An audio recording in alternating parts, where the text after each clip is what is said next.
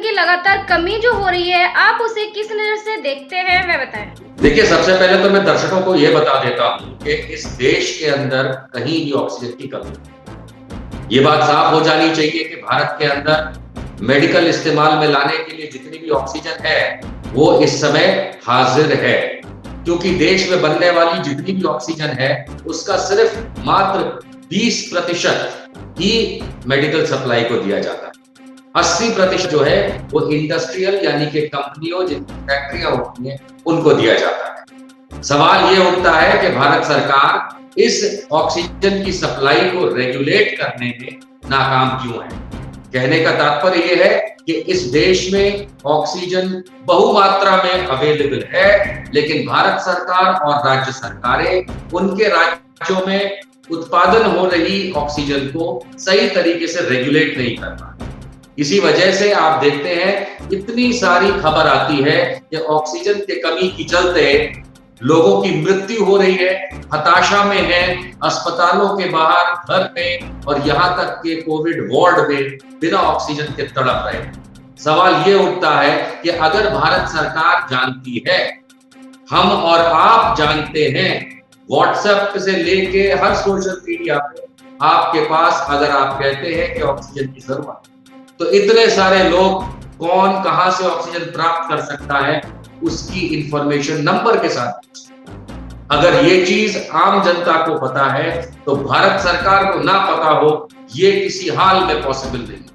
Oxygen available है, लेकिन Modi ji fail हो गए हैं इस चीज को रेगुलेट करने में कि कहां से ऑक्सीजन कितनों तक पहुंचाएं। सर, केजरीवाल ने मोदी जी की लाइव चर्चा को लाइव कर दिया, तो इससे कौन सा प्रोटोकॉल जो है वो टूट गया? देखिए, चीफ मिनिस्टर केजरीवाल हमेशा ये कहते हैं कि मैं प्रधानमंत्री मोदी को चैलेंज करता हूं। जितने भी पिछले 6-7 सालों में आपने बातें सुनी, सबको पता है कि केजरीवाल जी जो है वो ये कहते हैं कि नरेंद्र मोदी काम नहीं करने देते। सवाल ये उठता है कि नरेंद्र मोदी जी ने जो दिल्ली के चीफ मिनिस्टर केजरीवाल को टोका कि ऐसी इन हाउस यानी कि घर के अंदर की बात पब्लिक तक नहीं पहुंचनी चाहिए, अर्थात लाइव नहीं होना चाहिए, ऐसा प्रोटोकॉल है, तो हम सब अचंभे में हैं कि जनता के चुने हुए नेता जो सरकार में किसी भी पद पे हैं, उन्हें जनता से छुपाने की आवश्यकता क्या है।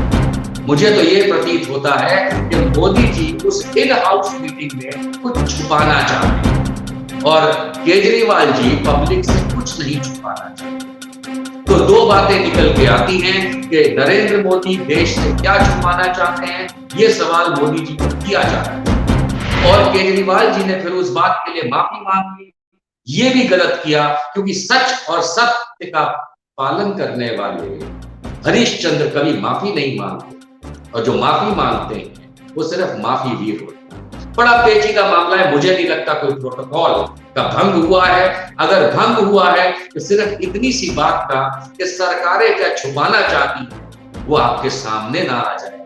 कैसे ये देखिए कैसे तमाशा हो। सर, जबकि केंद्रीय मंत्री प्रहलाद पटेल से जब ऑक्सीजन की बात कही गई या पूछी गई तो उन्होंने कहा कि दो खाएगा, ये कहकर धमका दिया। आप इसे किस नजर से देखते हैं? एक केंद्रीय मंत्री या कोई एक आम इंसान अगर किसी को धमकाता है तो वो एक अपराध है। केंद्रीय मंत्री प्रहलाद पटेल की ये जो बात निकल के आ रही है कि आम जनता में ऑक्सीजन जैसी चीज जिसको मोदी जी मुहैया नहीं करा पा, अगर उसको किसी मरीज का रिश्तेदार अगर मंत्री से कह रहा है और मांग रहा है, उसमें धमकाना, ये तो एक बहुत घिनौनी है। मुझे लगता है कि प्रहलाद पटेल को इस बात के लिए ना सिर्फ माफी मांगनी चाहिए, लेकिन जहां हो सके वहां ऑक्सीजन की सप्लाई आपूर्ति पूरी तरीके से सुनिश्चित करनी चाहिए।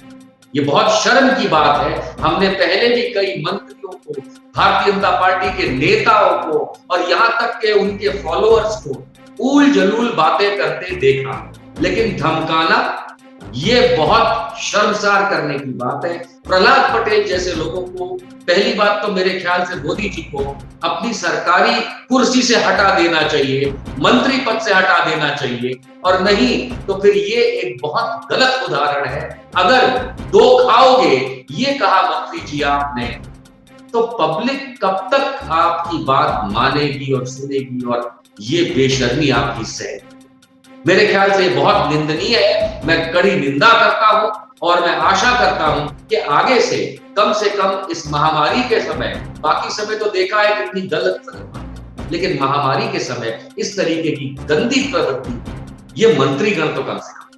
सर, लगातार गोदी मीडिया जो है वो कह रहे हैं कि ऑक्सीजन की कमी नहीं है, और सोशल मीडिया पर जो लगातार तस्वीरें वायरल हो रही हैं उससे आप किस नजर से देखते हैं? देखिए, अधिकांश मीडिया तो मोदी जी की चाटुकारिता से ही बाहर नहीं निकलता, इसमें कुछ छुपा नहीं है। और इसीलिए जब मोदी जी खुद 3 दिन पहले टीवी पे नहीं बोल पाए कि ऑक्सीजन की कमी है, जब माननीय सुप्रीम कोर्ट में मामला आया तो 4 दिन का समय ले लिया, वहां भी नहीं कुछ बोल पाए, तो मीडिया जो चल रहा है पूरे देश में, जिसको हम main stream media, TV media या अखबार वाला मीडिया कहते हैं, इसकी आदत सी बन गई है चाटुकारिता। इनके कहने ना कहने से क्या होता है?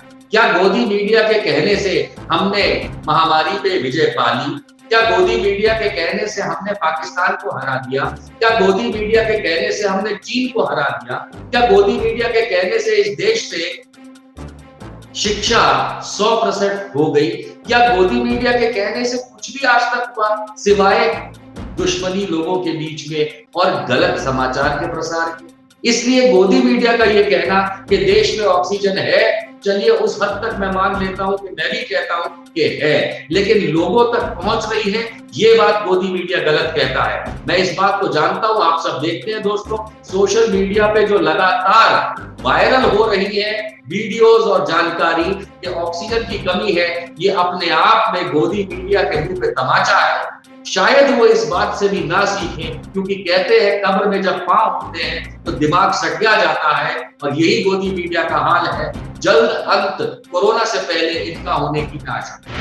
अगर आपने अभी तक हमारा चैनल सब्सक्राइब नहीं किया है तो सब्सक्राइब करें और घंटी का बटन बिल्कुल भी दबाना ना भूलें, ताकि सभी लेटेस्ट खबरें पहुंच सकें आप पे सबसे पहले।